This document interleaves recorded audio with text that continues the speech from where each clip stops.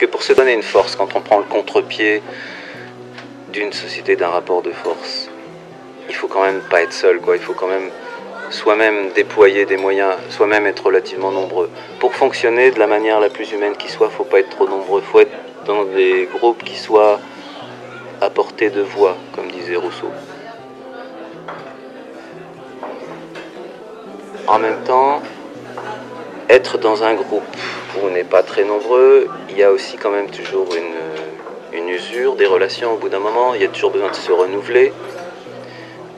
Et c'est là où l'idée est bonne de multiplier les groupes, parce que dans ce cas-là, on peut développer une mouvance qui a en gros le même sens, mais où les gens ne sont pas toujours obligés d'être les uns sur les autres, les mêmes les uns vis-à-vis des autres, les mêmes à faire la même chose tout le temps. Donc quand il y a toute cette possibilité de renouvellement qui consiste à multiplier les espaces, les activités et les relations, tout en étant dans le même sens, ça aide à donner une force au contrepoint du capitalisme d'une société. Ça, je pense que c'est une très très bonne idée, l'idée de l'archipel.